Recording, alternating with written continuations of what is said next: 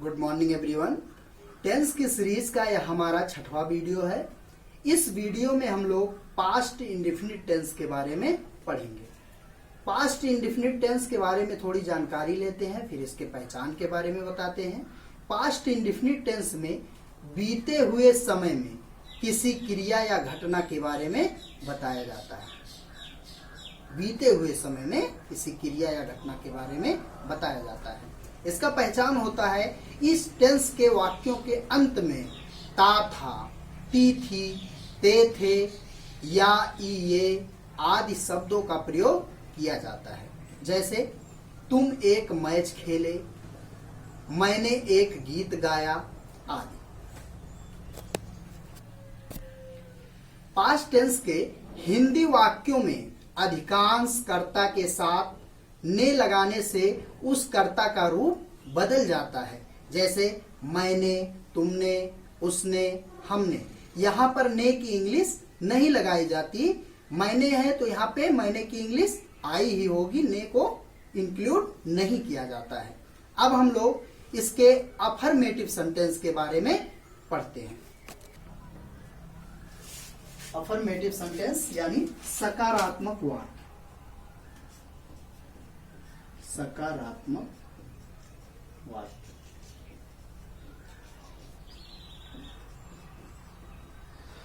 सकारात्मक वाक्य। Affirmative sentences में सब्जेक्ट सिंगुलर हो या प्लूरल हो, दोनों प्रकार के सब्जेक्ट के साथ वर्ब का सेकेंड फॉर्म यूज किया जाता है। आइए अब इसको हम लोग फार्मूले के अकॉर्डिंग समझते हैं। सब्जेक्ट प्लस मेन वर्ब का सेकेंड फॉर्म प्लस ऑब्जेक्ट।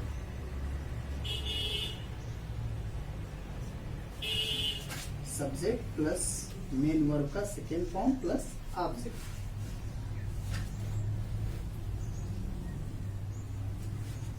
जैसे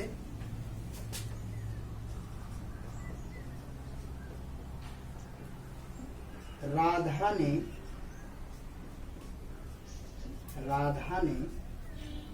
गाना गाया। राधा ने गाना गाया। यहाँ पर ये सेंटेंस है राधा ने गाना गाया। सबसे पहले क्या करना है हम लोगों को? सब्जेक्ट लिखना है। सब्जेक्ट क्या है यहाँ पर? राधा। सबसे पहले हम लोग सब्जेक्ट राधा लिखेंगे। फिर मेन वर्ब का सेकेंड फॉर्म। यहाँ पर जो गाया है, सिंग माने होता है गाना या गाया गया, ठीक है। तो सिंग का जो सेकेंड फॉर्म होता है सैंग। तो यहाँ पर लिखेंगे हम लोग सब्जेक्ट लिखने के बाद सैंग। राधा सैंग। और क्या गा रही है? ऑब्जेक्ट क्या है? गाना गा रही है, सॉन्ग गा रही है। यहाँ पर लिखेंगे ये song. Radha सैंग a song. Radha ने गाना गाया। नेक्स्ट एग्जाम्पल देखते हैं। तुमने मुझे देखा। तुमने मुझे देखा। सबसे पहले क्या लिखेंगे? सब्जेक्ट लिखेंगे। सब्जेक्ट तुमने, जैसा कि हमने बताया था कि ने की इंग्लिश नहीं लगाई जाती है। तुमने यानी यू। तो यहाँ पे सब्जेक्ट लिखेंगे हम लोग यू। सब्जेक्ट के बाद वर्ब का सेकेंड फॉर्म। वर्ब क्या है यहाँ पर? देखना। देखने की अंग्रेजी लुक। लुक मीन्स देखना होता है, और यहाँ पे किसी को देखा जा रहा है यानी लुक के साथ एड का प्रयोग किया जाएगा। तो हम लोग लिखेंगे you looked. Second form ed. और किसे देख रहे हैं? मुझे यानी me. You looked at me. तुमने मुझे देखा। नेक्स्ट एग्जाम्पल देखते हैं। पुलिस ने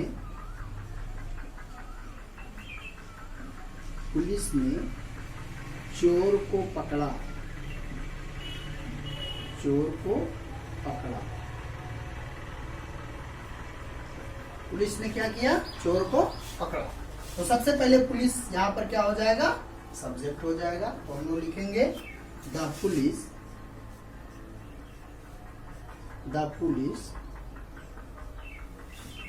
उसके बाद में वर्ब का सेकेंड फॉर्म लिखना है। यहाँ पे पकड़ा, पकड़ा क्या है? यहाँ पर वर्ब है। कैच मीन्स होता है पकड़ना, और कैच का सेकेंड फॉर्म होता है कॉट। यही थर्ड भी होता है। द पुलिस कॉट, और किसको पकड़ रहा है? ऑब्जेक्ट क्या है? चोर, चोर थीफ।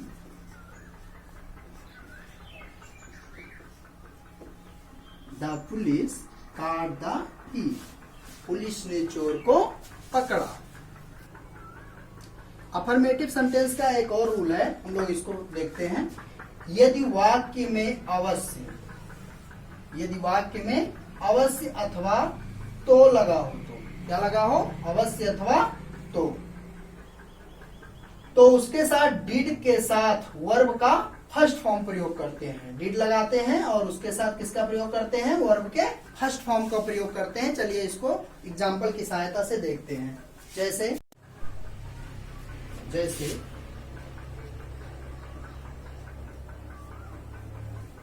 मैंने तो उसकी सहायता की। मैंने तो उसकी सहायता की।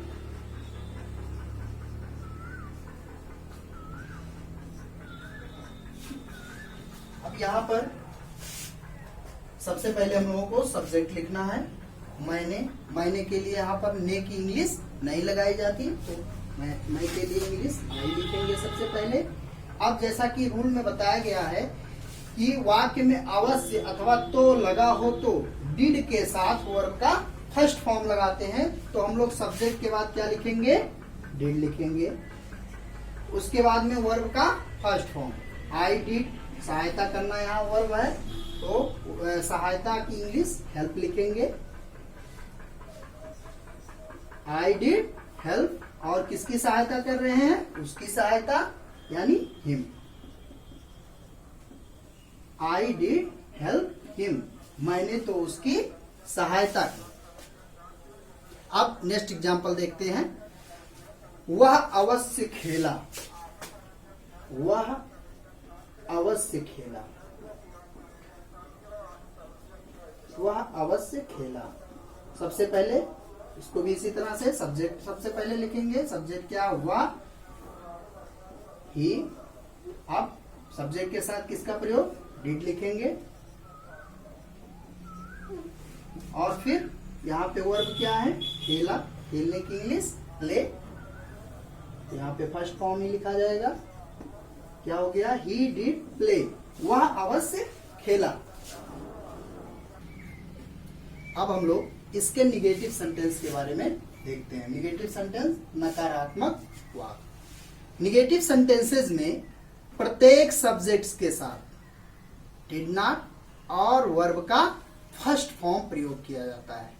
अब इसको सूत्र के माध्यम से देखते हैं। सब्जेक्ट प्लस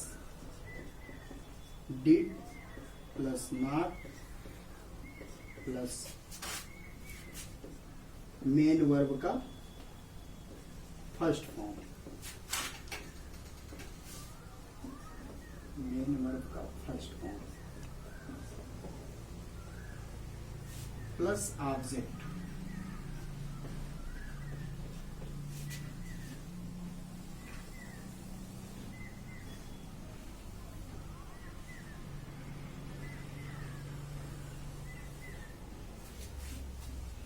जैसे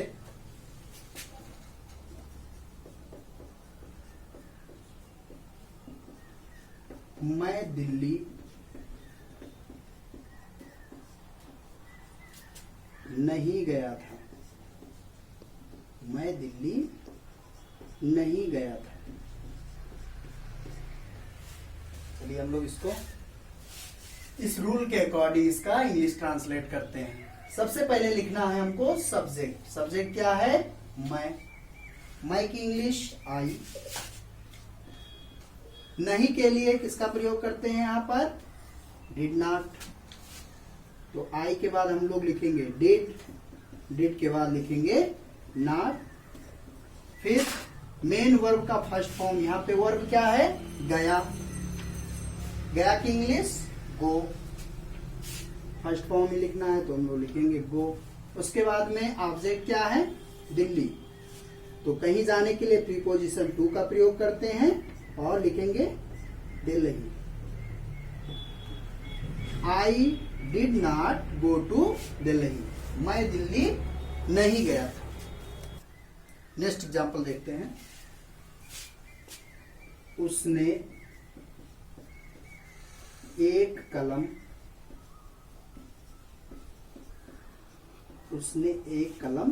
नहीं खरीदा।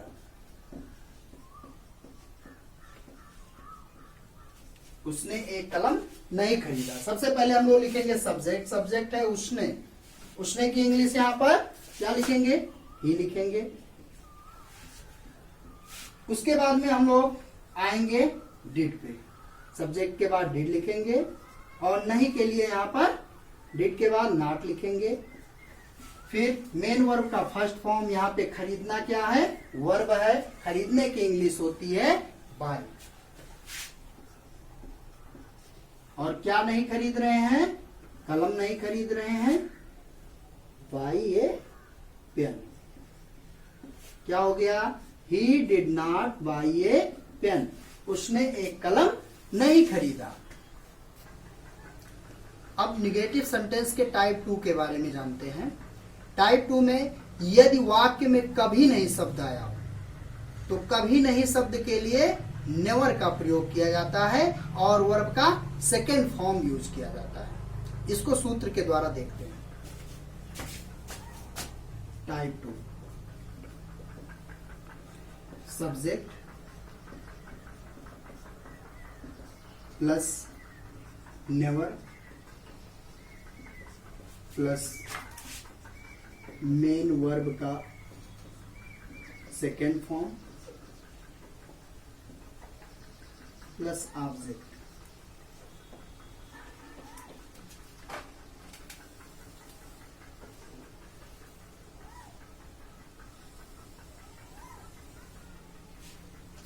जैसे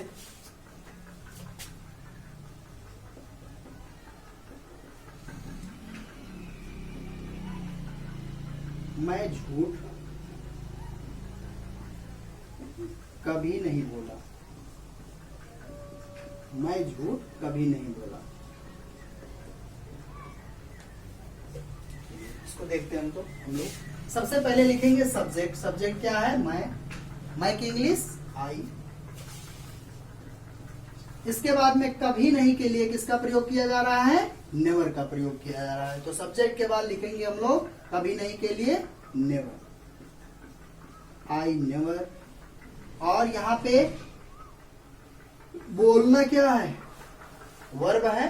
तो यहाँ पर बोलना यानी टेल माने बोलना। तो यहाँ सेकेंड फॉर्म लगाना है तो हम लोग लिखेंगे आई नेवर टोल्ड। और ऑब्जेक्ट क्या है? झूठ ए लाई।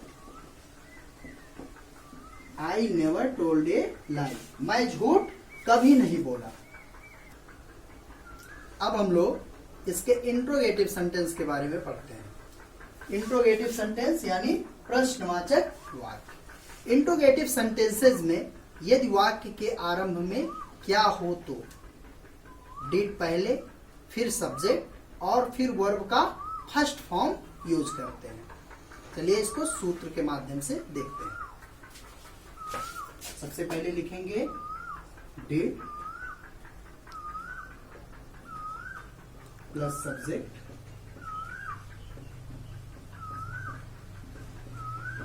मेन वर्ब का first form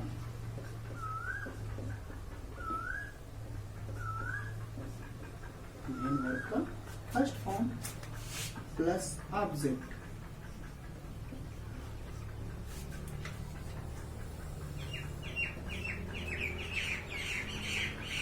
did plus subject plus main verb का फर्स्ट फॉर्म प्लस ऑब्जेक्ट। जैसे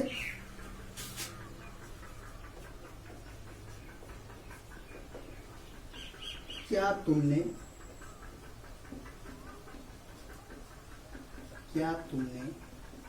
उसकी सहायता की?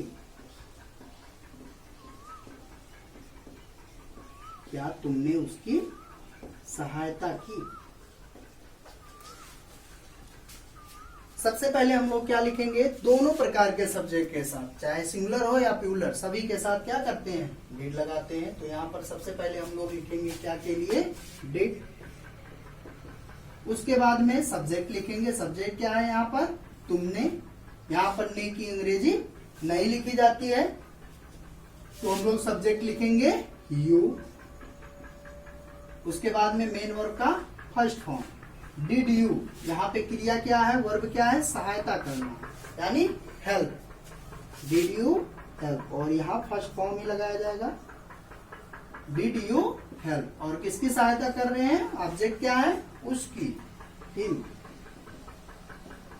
डिड यू हेल्प हिम, क्या तुमने उसकी सहायता की। नेक्स्ट एग्जाम्पल देखते हैं। क्या उसने एक पत्र लिखा? क्या उसने एक पत्र लिखा? सबसे पहले हम लोग डिड लिखेंगे। डिड के बाद सब्जेक्ट लिखेंगे। सब्जेक्ट क्या है यहाँ पर, उसने, यानी ही। फिर मेन वर्ब में फर्स्ट फॉर्म यहाँ पे लिखना क्या है, वर्ब है। लिखने की इंग्लिश क्या होती है, राइट। Did he right. और क्या लिख रहे हैं, ऑब्जेक्ट क्या है, ये letter. Did he write a letter, क्या उसने एक पत्र लिखा। अब हम लोग इंट्रोगेटिव सेंटेंस के रूल 2 के बारे में देखते हैं। इंट्रोगेटिव सेंटेंस में यदि वाक्य प्रश्नवाचक हो और वाक्य के बीच में प्रश्न सूचक शब्द कब, कहां, क्यों, कैसे आदि आया हो, तो सबसे पहले प्रश्न सूचक शब्द की इंग्लिश लिखते हैं। उसके बाद रूल फर्स्ट को फॉलो करते हैं। जैसे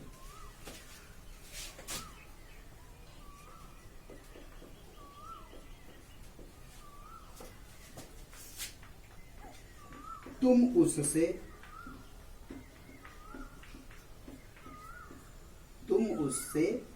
कहां मिले? तुम उससे कहां मिले? तो सबसे पहले क्या करेंगे, प्रश्न सूचक शब्द की इंग्लिश लिखेंगे। तो यहाँ पर प्रश्न सूचक शब्द इस सेंटेंस में कहां है। कहां की इंग्लिश क्या होती है, वेयर। सबसे पहले लिखेंगे वेयर, फिर डिड लिखेंगे। डिड के बाद सब्जेक्ट लिखेंगे। सब्जेक्ट क्या है, तुम की इंग्लिश यू।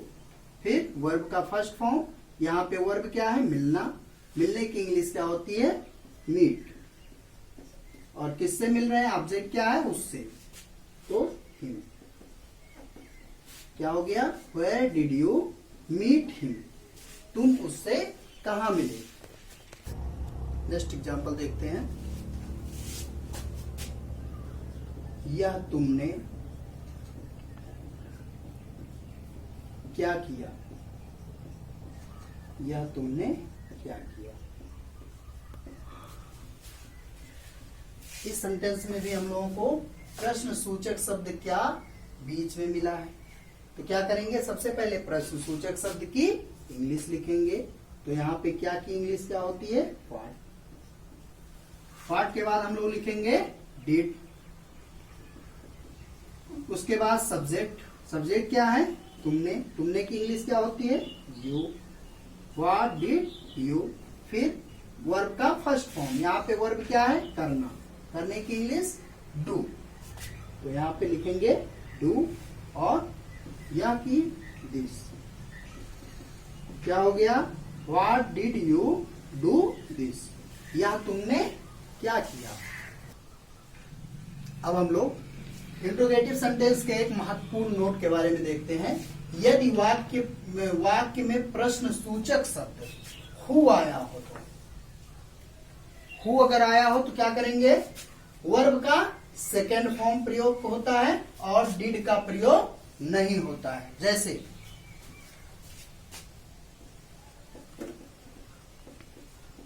महेश को अंग्रेजी कौन पढ़ाता है?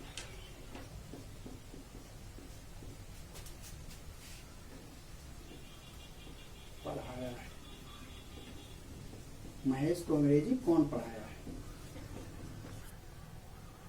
महेश को अंग्रेजी कौन पढ़ाया? तो सबसे पहले हम लोग लिखेंगे प्रश्न सूचक शब्द कौन की इंग्लिश हु। उसके बाद में यहां पर डिड का प्रयोग नहीं होता है तो हम लोग सीधे वर्ब पे आ जाएंगे। वर्ब क्या है यहाँ पर, पढ़ाया। पढ़ाया की अंग्रेजी टीच और टीच का सेकेंड फॉर्म टॉट। तो हु टॉट, सब्जेक्ट क्या है यहाँ महेश, हु टॉट महेश और object English.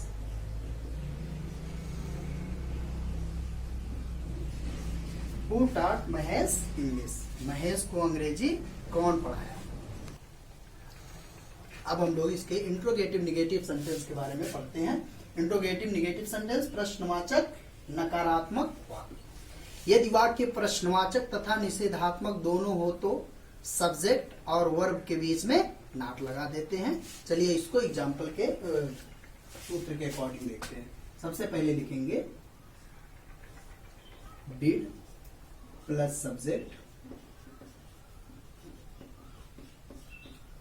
Plus not plus main verb का first form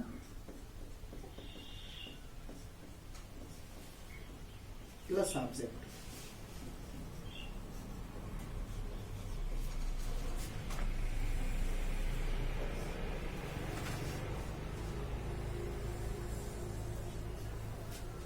did plus subject plus not plus verb का फर्स्ट फॉर्म प्लस ऑब्जेक्ट। जैसे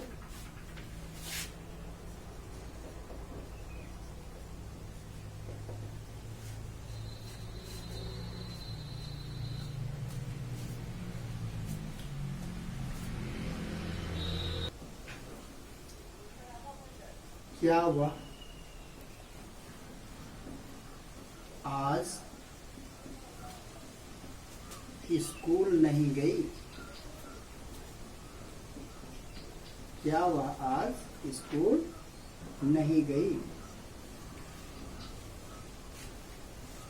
सबसे पहले हम लोग सब डिड लिखेंगे, डिड के बाद सब्जेक्ट लिखेंगे। सब्जेक्ट क्या है वह, और यहाँ पे गई यानी कि ये फेमिनिन जेंडर है तो यहाँ पर वह के लिए सी का प्रयोग करेंगे। तो सब्जेक्ट लिखेंगे सी और फिर नहीं के लिए नॉट लिखेंगे, डिड सी नॉट, और फिर मेन वर्ब का फर्स्ट फॉर्म। यहाँ पे जाना क्या है, वर्ब है, जाने की इंग्लिश गो, और कहाँ जा रही है, कहीं जाने के लिए प्रीपोजिशन टू का प्रयोग करते हैं तो लिखेंगे गो टू, और ऑब्जेक्ट क्या है स्कूल, और आज के लिए टुडे।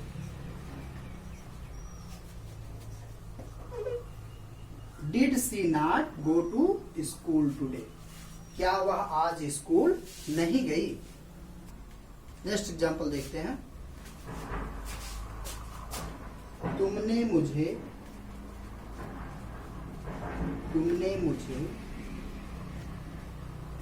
पत्र क्यों नहीं लिखा, पत्र क्यों नहीं लिखा।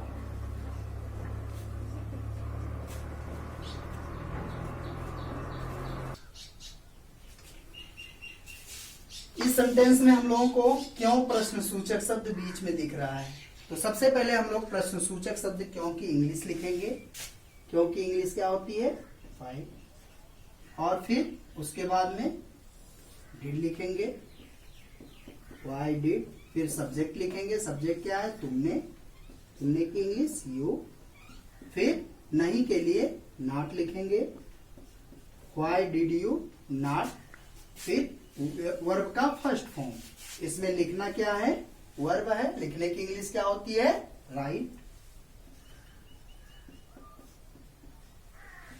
और मुझे पत्र लिख रहा है, यानी राइट टू मी, किसी को लिखने के लिए टू का प्रयोग किया जाता है, तो राइट टू मी। और क्या लिख रहा है, ऑब्जेक्ट क्या है, पत्र, ए लेटर। क्या हो गया, why did you not write to me a letter, तुमने मुझे पत्र क्यों नहीं लिखा। आई होप आप सभी को पास्ट इंडेफिनिट टेंस समझ में आया होगा और इसके ट्रांसलेशंस बड़े ही आसानी से आप कर पा रहे होंगे। Thank you.